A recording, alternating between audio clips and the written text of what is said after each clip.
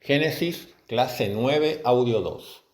Muy bien, estamos acá en Génesis, capítulo 47, y vamos a continuar ahí la historia de la llegada a Egipto de los hijos de Israel, de Jacob y su familia.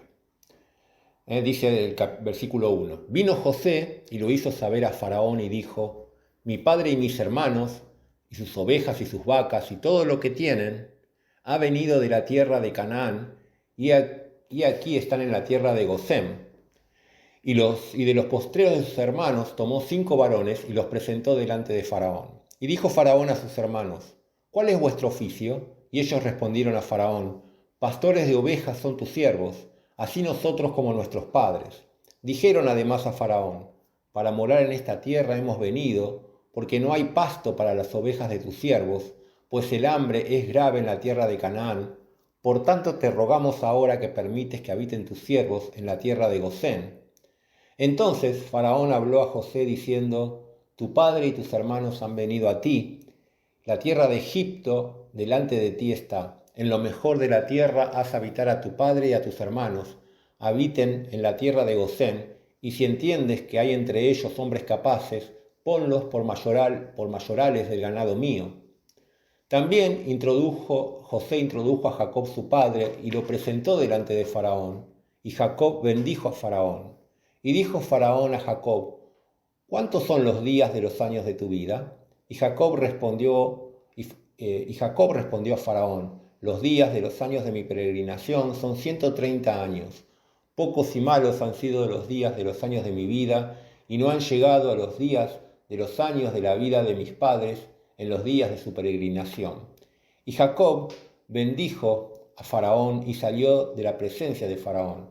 Así José hizo habitar a su padre y a sus hermanos, y les dio posesión en la tierra de Egipto, en lo mejor de la tierra, en la tierra de Ramsés, como mandó Faraón. Y alimentaba a José a su padre y a sus hermanos, y a toda la casa de su padre con pan, según el número de los hijos. Muy bien, vamos a parar acá. Entonces aquí tenemos,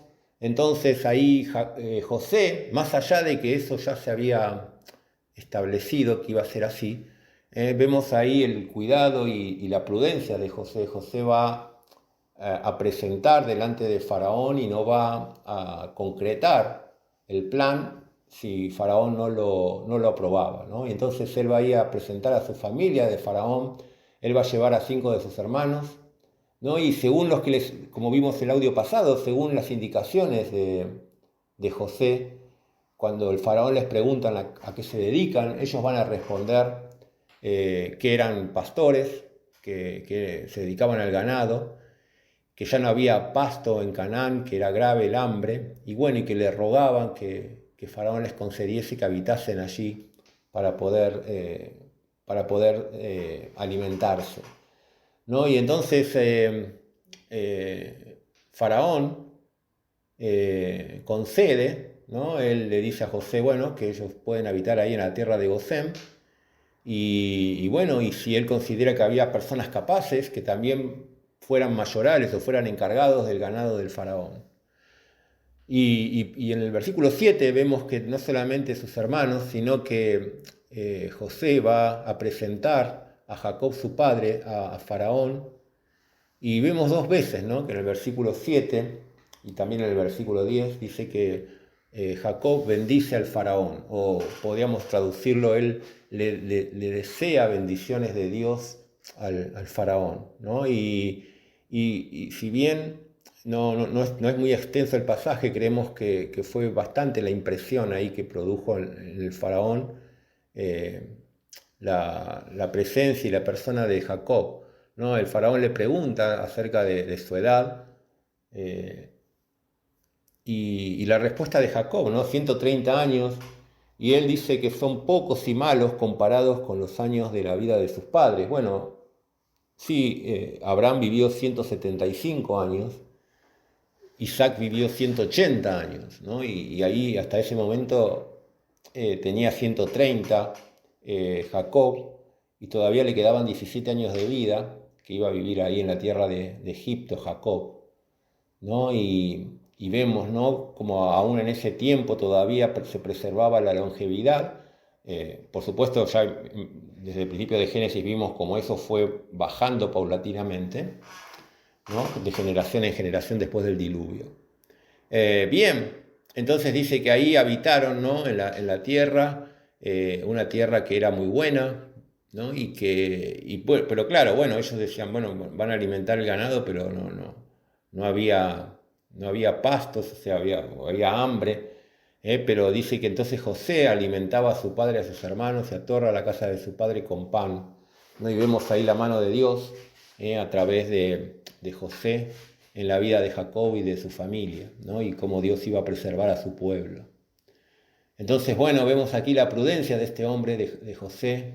Él va a preocuparse, va a ocuparse prudentemente, en dependencia de Dios, ¿no? De cuidar a toda su familia, ¿no? Aquel que fue despreciado, que fue vendido como esclavo, bueno, ahora Dios en su mano le puso el cuidado de toda la familia, inclusive de aquellos que le habían hecho tanto daño, ¿no? Y qué tremendo, ya lo hemos mencionado muchas veces, el corazón de José.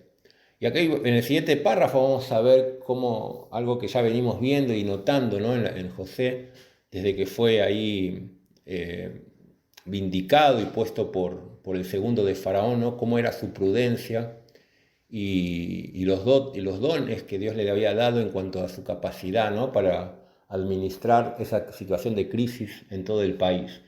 Así que vamos a leer desde el versículo 13. Leemos allí, dice: no había pan en toda la tierra y el hambre era muy grave, por lo que desfalleció de hambre la tierra de Egipto y la tierra de Canaán. Y recogió José todo el dinero que había en la tierra de Egipto y en la tierra de Canaán por los alimentos que de él compraban, y metió José el dinero en casa de Faraón. Y acabado el dinero de la tierra de Egipto y de la tierra de Canaán, vino todo Egipto a José, diciendo: danos pan, ¿por qué moriremos delante de ti por haberse acabado el dinero? Y José dijo: dad vuestros ganados, y yo os daré por vuestros ganados, si se ha acabado el dinero. Y ellos trajeron sus ganados a José, y José les dio alimentos por caballos, y por el ganado de las ovejas, y por el ganado de las vacas, y por asnos, y les sustentó de pan por todos sus ganados aquel año. Acabado aquel año, vinieron a él el segundo año, y le dijeron: no encubrimos a nuestro señor, que el dinero ciertamente se ha acabado, también el ganado ya es de nuestro señor. Nada más ha quedado delante de nuestro Señor sino nuestros cuerpos y nuestra tierra. ¿Por qué moriremos delante de tus ojos? Así nosotros como nuestra tierra. Cómpranos a nosotros en nuestra tierra por pan, y seremos vosotros y nuestra tierra siervos de Faraón. Y danos semillas para que vivamos y no muramos, y no sea asolada la tierra. Entonces compró José toda la tierra de Egipto para Faraón, pues los egipcios vendieron cada uno sus tierras, porque se agravó el hambre sobre ellos, y la tierra vino a ser de Faraón. Y al pueblo lo hizo pasar a las ciudades desde un extremo al otro del territorio de Egipto. Solamente la tierra de los sacerdotes no compró, por cuanto los sacerdotes tenían ración de Faraón, y ellos comían la ración de Faraón les daba, por eso no vendieron su tierra. Y José dijo al pueblo: he aquí os he comprado hoy, y a vosotros y a vuestra tierra para Faraón, ved aquí semilla y sembraréis la tierra. Y de los frutos daréis el quinto a Faraón, y las 4 partes serán vuestras para sembrar las tierras y para vuestro mantenimiento, y de los que están en vuestras casas, para que coman vuestros niños. Y ellos respondieron: la vida nos has dado, hallaremos gracia en los ojos de nuestro Señor, y seamos siervos de Faraón. Entonces José lo puso por ley hasta hoy sobre la tierra de Egipto, señalando para Faraón el quinto, excepto solo la tierra de los sacerdotes, que no fue de Faraón. Así habitó Israel en la tierra de Egipto, en la tierra de Gosén, y tomaron posesión de ella, y se aumentaron, y se multiplicaron en gran manera. Vamos a parar aquí. Bueno, aquí vemos, ¿no?, cómo José va a administrar la crisis. Había pasado los 7 años de abundancia, y ahora estaban pasando los años de hambre, de escasez, ¿no? Y lo cierto es que José había tomado medidas para salvar a la nación, ¿no? Y habían sido prudentes, habían guardado todos esos alimentos en silos, a tal punto que podían alimentar a todo el pueblo, ¿no? Ahora va a ocurrir una situación de crisis, porque la verdad es que el pueblo no hizo lo mismo que José. O sea, ellos cada uno tenían sus tierras, su ganado, sus cultivos, sus granos. Y probablemente todo el pueblo sabía la profecía, que iban a venir 7 años de bendición y después 7 años de hambre. La cuestión que al parecer se ve que la gente no ahorró, no se guardó alimentos para los 7 años de hambre. Y bueno, y empezaron los problemas, ¿no? Al principio tenían dinero, dice, y bueno, y fueron comprando, José les fue vendiendo grano, pero pasaron quizás un año o dos y ya no tenían más dinero y no podían cultivar, no podían cosechar. Y bueno, entonces fueron ahí y decir, bueno, ¿qué hacemos? ¿No? Nosotros nos vamos a morir. Entonces José dijo, bueno, ok, les compro el ganado. Tampoco lo podían alimentar o sostener el ganado, ¿no? Si no tenían ni para ellos.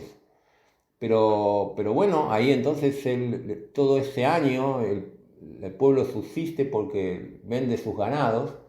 Ahí cuenta ahí José compra el ganado puede ser alimentado porque había reservas. Y bueno, y dice que quizás mucho, dice, los traslada a ciudades, muchas de las personas que no tenían ya nada, que no podían cultivar, no podían hacer nada, ahí les da la posibilidad de estar en ciudades para donde podían estar más cerca y alimentarse, ¿no? Y vemos ahí cómo José va administrando la crisis, ¿no? A tal punto vemos que a pesar de toda esa situación de crisis, donde cuando hay una situación así de crisis que dura tanto, generalmente la gente está mal y muy difícil que estén contentos con sus gobernantes, ¿no? Pero en este caso era tanta la prudencia que ellos no entendían, el pueblo, que más allá de todo, José los estaba salvando de morir de hambre, ¿no? Bueno, y al otro año vuelven porque ya está, ya no tenían ganado y dice, bueno, no nos queda nada, ¿no? O sea, preferimos que nos compren nuestras tierras y poder seguir alimentándonos y que sea todo de Faraón y que seamos siervos de Faraón, que él sea el dueño de todo, ¿no? Y entonces José lo hace así, dice que compra las tierras y establece un sistema en el cual él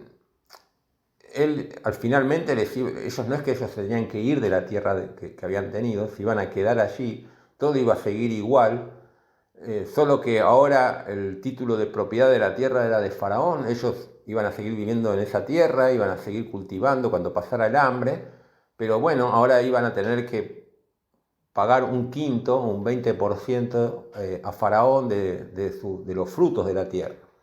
Y el resto iba a ser para ellos. Quizás antes de esto el porcentaje era menor, quizás era un diezmo.